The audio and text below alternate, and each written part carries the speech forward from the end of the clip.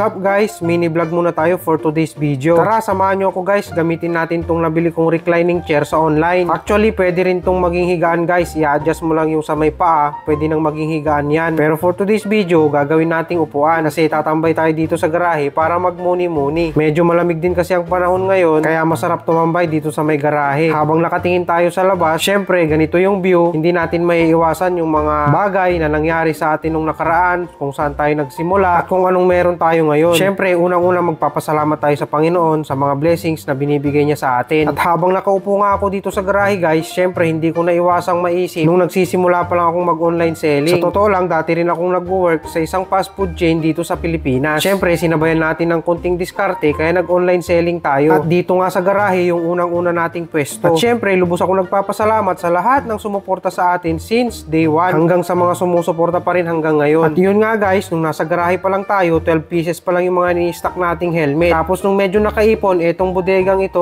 yung naging pangalawang pwesto natin. Sa totoo lang, itong pwesto na to, ito yung nagamit ko nung pandemic. Diyan ako nagtitinda dati, tapos naalala ko, inaabot ko lang sa bintana yung mga helmet. Sa tuwing may mga customer, nag-aantay sila sa labas, pila-pila sila doon dati. Kaya sabi ko sa sarili ko, kailangan kong mag-ipon. Siyempre, para mas mapalaki pa yung pwesto at mas maging convenient yung mga bibili dito. Lahat ng ipon, talagang pinundar ko sa pangarap kong magkaroon ng helmet shop. At sa awa ng Panginoon guys, eto nakapagpatayo tayo ng showroom. Oo guys, showroom pa lang ang tawag ko dito kasi nasa bahay lang kasi ako. Syempre, hindi pa rin tayo titigil sa ating pangarap na magkaroon ng helmet shop. Yung tipong nasa bayan na, pero sa ngayon hindi pa natin kaya dito muna tayo sa bahay. Medyo marami din kasing gastusin dito sa bahay. Kaya talagang nag-iipon muna ako para meron tayong magastos kapag pupunta na tayo sa bayan. Syempre, hindi rin biro yung mga gagastusin kapag nagpwesto na tayo sa bayan. Syempre guys, hindi tayo susuko hanggat hindi natin naabot yung pangarap natin. Etong showroom pala natin guys, pinalagyan ko ng maliit na terrace dito sa taas para kung gusto mong magpahangin at sumilip sa labas, pwede. Ganito ang view pag nandito tayo sa terrace ng showroom natin guys. At etong signage natin guys, medyo kupas na rin. Yan pa kasi yung signage natin nung nandun pa tayo sa garahe. Medyo bitin pa kasi sa budget kaya hindi pa makapagpalit. At etong mga flag dito sa gilid, hindi ko na rin siya magamit kasi faded na rin. Medyo hindi na rin nakikita kapag naka-display. Syempre, pinag-iipunan ko rin para makapagpagawa ako ng bagong flag at i-display natin dito sa taas. Para kahit malayo pa lang, kitang-kita mo na yung showroom natin. Hindi ko talaga lubos maisip guys na naipundar ko na yung mga ganitong bagay. Kaya sa mga katulad kong nag-online selling dyan, ipagpatuloy nyo lang yan guys. Maaabot din natin lahat ang mga pangarap natin. Syempre, kailangan natin magsipag at magkaroon ng dedikasyon. At higit sa lahat, syempre, kailangan masaya tayo sa ginagawa natin. At sa dulo, hindi mo na mamalayan, unti-unti mo nang nakakamit yung mga pangarap mo. At syempre, bago matapos ang video na to, maraming salamat sa iyong panonood. Hanggang sa susunod nating mini vlog video. Salamat!